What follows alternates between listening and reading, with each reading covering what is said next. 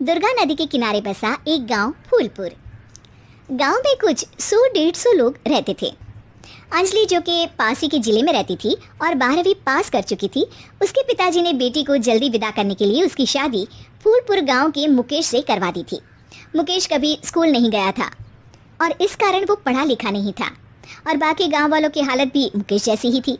मुकेश के घर में उसके माता पिता भी रहते थे।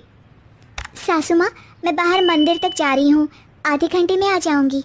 अरे अभी कहीं जाने की जरूरत नहीं है, चुपचाप जाके रसोई में रात के खाने की तैयारी करो। और ये घूंघट क्यों हटा लिया है तुमने? क्या पता नहीं कि इस गांव में औरतें बिना घूंघट के नहीं रहती। रात में अंजलि छत पर जाकर अपनी मम्मी से बात कर रही होती है।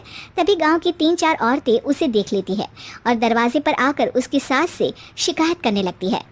और क्या हुआ? अरे छत पे तो देखो, आपकी बहू मटक मटक के किसी से फोन पर बात कर रही है। दिन भर फोन पे लगी रहती है। अरे कल तो मंदिर के पास वो क्या कहते हैं, सेल्फी ले रही थी। शहर की बहू रखना अच्छा शान की बात है, पर देखना इसके लक्षण से ये तो तुम्हारे परिवार को बदनाम ना कर दे। ये पहली बार नहीं था जब सास से गांव के लोगों ने अंजलि की बुराई या शिकायत नहीं की हो। अब तो ये रोज की बात थी। अंजलि ये सब सुन लेती है।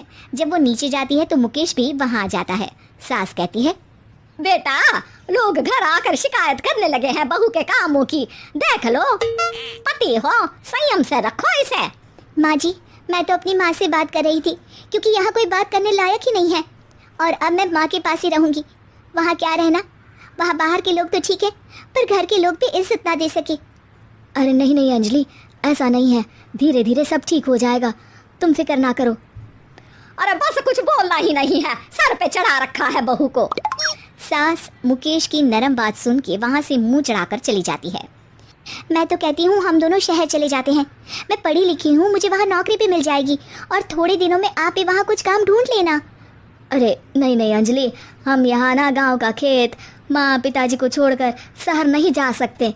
माँ पिताजी को कैसा लगेगा और गांव वाले क्या सोचेंगे?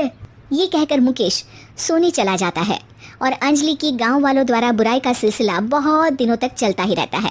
लेकिन अंजलि गुस्सा ना दिखाते हुए समझदारी से काम लेती है। बारिश का मौसम चालू हो जाता है।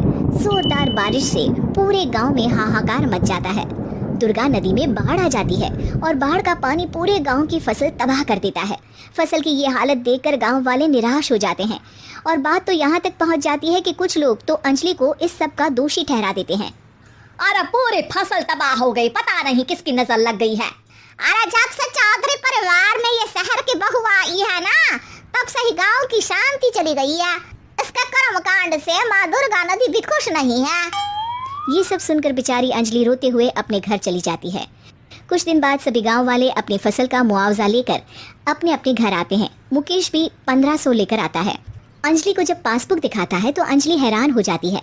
अरे, ये पासबुक में तो उन्होंने 4000 की एंट्री करी है और आपको सिर्फ 1500 दिए। सच में? अरे वो सरकारी अफसर आपको बेवकूफ़ बना रहे हैं।